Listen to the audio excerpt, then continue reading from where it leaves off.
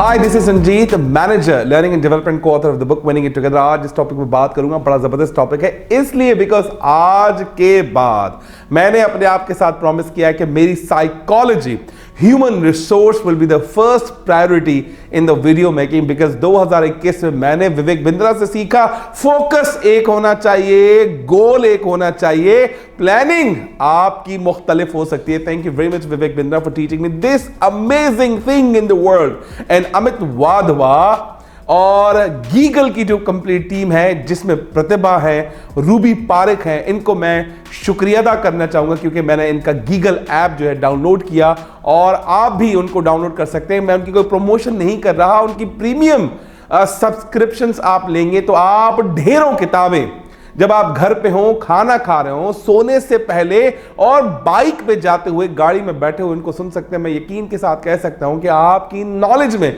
बहुत इजाफा होगा क्योंकि हम हजारों रुपए मूवीज में देखने में खर्च करते हैं। अगर आप ये करेंगे तो बड़ा जबरदस्त हो जाएगा। लेकिन आज करते हैं मुद्दे की बात क्या है?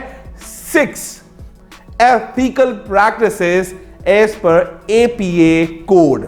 आज बात करेंगे जबरदस्त टॉपिक पे जिसका नाम है 6 ethical principles of APA code. APA क्या है? अमेरिकन साइकोलॉजिकल एसोसिएशन का एक कोड है जिसमें एक साइकोलॉजिस्ट को क्या करना चाहिए। हम 6 नुक्तों पे बात करेंगे, हम 6 पॉइंट्स पे बात करेंगे। पॉइंट नंबर 1 जिस पे हम डिस्कस करने वाले हैं, दैट इज कॉल्ड कॉम्पिटेंस। अगर कोई भी साइकोलॉजिस्ट बनना चाहता है या कोई साइकोलॉजिस्ट बन चुका है, उसके अंदर कॉम्पिटेंस होना चाहिए। Means he has ability to perform his psychological practices. For example, अगर वो आपसे बात करता है या फिर आप किसी भी मसले मसाइल की वजह से उनके पास गए, मींस साइकोलॉजिस्ट के पास गए, वो चाहता है कि मैं आपका असेसमेंट रन करूंगा, आपका MBTI करूंगा, आपका डिस्क करूंगा, आपका HBDI करूंगा, आपका जिक्सॉ करूंगा, कोई भी पर्सनालिटी असेसमेंट आप पे करूंगा, तो उसके अंदर कॉम्पिटेंस होनी चाहिए। ना सिर्फ टूल रन करने की, बल्कि एक और भी उसके अंदर कॉम्पिटेंस होनी चाहिए। जो रिपोर्ट जनरेट हुई है,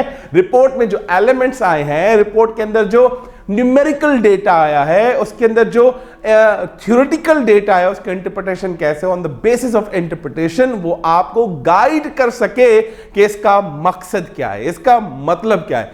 for example, most of the time क्या करते हैं, MBTI के अंदर आपका एक पर्सनैलिटी आता है जो 4 तरह के कॉम्बो होते हैं। वो सेंसिंग होता है, थिंकिंग होता है और लॉजिकल होता है and so many other things. तो अगर उसको ये पर्सनैलिटी सामने आ गई तो उसको पता होना चाहिए कि मैं इसको जब एक्सप्लेन करूंगा, जब मैं इसको बता रहा हूंगा, तो उसको क्या समझ आ रहा है, उसके अंदर एक कॉम्पिटेंस होनी चाहिए। जब हम बात करते हैं जिक्सॉ की, तो उसके अंदर 4 कलर के कार्ड्स होते हैं साहब। एक होता है येलो, उसके बाद ब्लू, रेड एंड ग्रीन। ये 4 जो कार्ड्स होते हैं उसको अंडरस्टैंडिंग होना चाहिए 4 कार्ड्स की पर्सनैलिटीज के क्या फैक्टर्स और किससे किस तरह से बात करनी चाहिए। तो साइकोलॉजिस्ट मस्ट हैव अंडरस्टैंडिंग कि मैं इंटरप्रिटेशन कैसे करता हूं और सामने वाले को इंटरप्रिटेशन के बाद उसको समझाऊं कि आप उसको कैसे बिहेव करना है। Pre analysis, post analysis, during the assessment, running analysis of that report.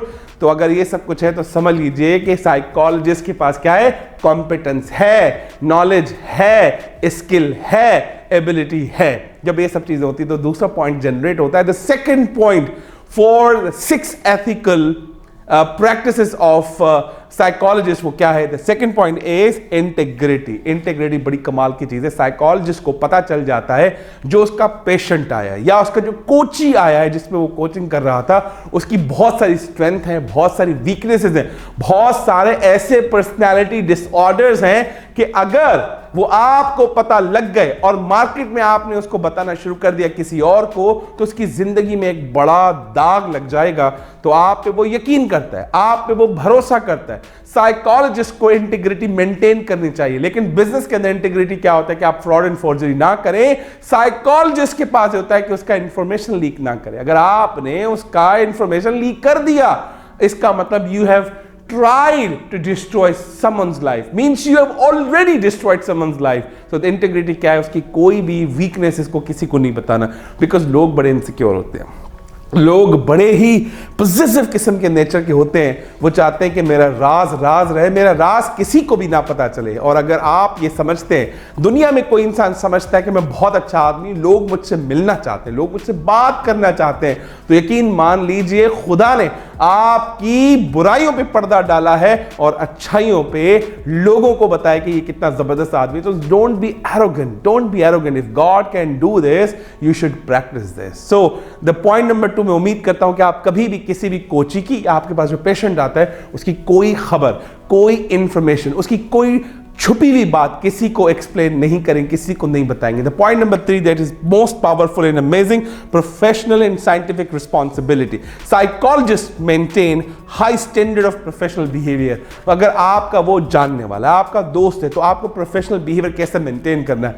You have to start with the question, you have to follow the protocol, you have to be very much into the checklist. आपके पास checklist होनी चाहिए, आपसे professionalism behaviour रखना चाहिए, आपको अपना पूरा एक्सपीरियंस, एक्सपोजर उसके साथ शेयर करना चाहिए, ना कि किसी का नाम लेते हुए, किसी का नाम ना लेते हुए अनोनिमस रख के किसी की स्टोरी आप शेयर करेंगे। और जब इसकी केस स्टडी बंदे की बन जाएगी और किसी को बता रहे होंगे, तो अनोनिमस होनी चाहिए। और professional behaviour means you have to maintain that decorum. भले वो आपका जानने वाला है, आपसे मजाक नहीं कर सकते, आप उसको लाइट नहीं ले सकते, आप उसको कैजुअल नहीं ले सकते, उसके साथ बैठ के बड़ा जबरदस्त किस्म का एक रैपो डेवलप करेंगे। रैपो कैसे डेवलप करेंगे? आप उसे बातचीत करके रैपो डेवलप करेंगे, अपनी नॉलेज से उसका रैपो डेवलप करेंगे, अपने किरदार से उस बंदे का रैपो डेवलप करेंगे। जब ये सब चीजें हो जाएंगी, तो it means you are tagging yourself, you are professional.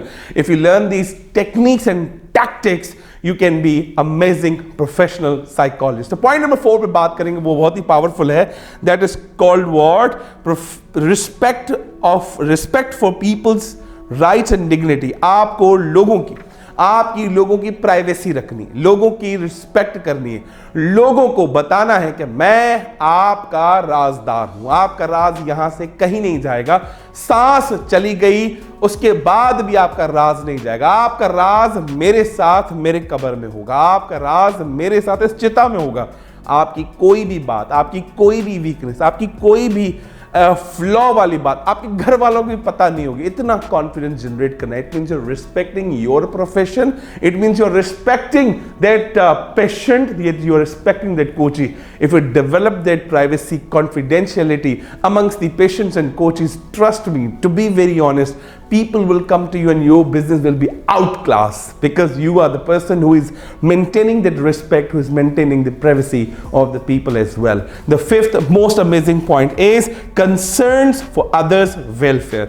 Psychologists attempt to help others through their professional work. Psychologist करते क्या है कि हमेशा लोगों का भला चाहते हैं, लोगों पे मेहनत करना चाहते हैं। उनके जो पास्ट की बैड मेमोरीज हैं, उनके साथ प्रेजेंट के अंदर जो स्ट्रेस वाली चीजें हैं, उनके अंदर डिस्ट्रेस है, लोग डिप्रेशन में चले गए, लोग परफॉर्म नहीं कर पा, उनकी परफॉर्मेंस बहुत वीक हो गई, वो आगे बढ़ना चाहते हैं, मेहनत करना चाहते हैं, दुनिया में नाम कमाना चाहते हैं। आप साइकोलॉजिस्ट जो हैं, बगैर मेडिसिन के, बगैर किसी थेरेपी के, नॉट थेरेपी, बगैर किसी मेडिसिन के, बगैर किसी इंजेक्शन के, बगैर किसी हॉस्पिटल में एडमिट किए, आप बातों से और अपनी लॉजिक से लोगों की जो मदद करते हैं, this is the out class welfare. और मुझे याद आता है कि जो इंसान इंसानों की खिदमत करता है, वो उस जात को भी पसंद आता है, क्योंकि बाकी सब चीजों का पूछा जाएगा, लेकिन इंसान की जो खिदमत कर रहे हो उसका सबसे पहले पूछा जाएगा। तो psychologist profession is the profession which serve the humanity, that is the welfare for the humanity. मैं बिलीव करता हूं आप ये सब कुछ करेंगे जब आप ये 6 एथिकल कोड्स पे काम करेंगे। The last point of the day is social responsibility. Psychologists have a responsibility to use their skills to benefit the society. It means जो आपके पास स्किल्स हैं, आपके पास जो थेरेपी वाली स्किल्स हैं, आपके पास हिप्नोसिस वाली स्किल है, आपके पास न्यूरो लिंग्विस्टिक प्रोग्रामिंग वाली जो स्किल्स हैं, आपके पास लोगों के ब्रेन रीड करने वाली स्किल, लोगों को चेहरा पढ़ने वाली स्किल्स हैं। खुदा ने आपको ऐसी पावरफुल स्किल्स दी हैं, इतनी जबरदस्त स्किल्स दी हैं। आप लोगों की मदद करें, कोई परेशान है उसके साथ बैठ कर उससे बात करें, उसके इमोशन को समझें, उसकी गुस्से को, उसके एंगर को समझ के उसको एंगर में जवाब ना देकर उस पर ठपकी लगा के उसे कहो मैं हूं ना, मैं तुम्हारा साथ दूंगा। अगर वो लस्ट के अंदर इतना गंदा हो चुका है, उसको सीधे रास्ते पे लेकर आना। ग्रीडी हो चुका है, दुनिया में पैसे के अलावा और गंदगी के अलावा वो और कोई रास्ता उसके पास है, उसकी मदद करेंगे। अगर वो कोई डरता है, उसको किसी को आवाजें आती हैं, कोई फियर के अंदर इतना डर घबरा गया है, वो बात नहीं कर पाता, उसकी आप मदद करते हो। कोई बंदा एपैथी के अंदर परेशान हो गया है तो उसकी भी मदद करेंगे। कोई आदमी गुरूर हो के साथ जी रहा है और उसका मेंटल लेवल एबनॉर्मल हो चुका है, उसकी भी आप मदद करते हो। It means you are doing amazing job in the world. And इस तरह की नौकरी तो लाखों करोड़ों में किसी और को मिलती है, but you have been chosen for the amazing profession. Teaching के बाद दुनिया का सबसे जो प्रोफेशन है मेरी नजर में, that is called psychologist. Psychology, because we treat people, we teach people, we guide people to be on the right way. I think this is the corporate social responsibility for the psychologist. उम्मीद करता हूं आपको बड़ा जबरदस्त topic लगा होगा, और अगर आप ये टॉपिक कहीं से भी सुनते हैं तो मुझे लाइक करें, कमेंट करें, शेयर करें, क्योंकि मैंने अब अपने आप के साथ प्रॉमिस किया और आपके साथ भी प्रॉमिस करता हूं, हर हफ्ते आपके साथ वीडियो पे बात करेंगे साइकोलॉजी पे, इंडस्ट्रियल साइकोलॉजी पे, ऑर्गेनाइजेशनल साइकोलॉजी पे और ह्यूमन रिसोर्स डेवलपमेंट में बात हुई। Because I have a dream to be number 1 in 2023 through your support, and I can assume that you'll support me, and this is the win-win between you and I. Thank you very much. See you in the next video.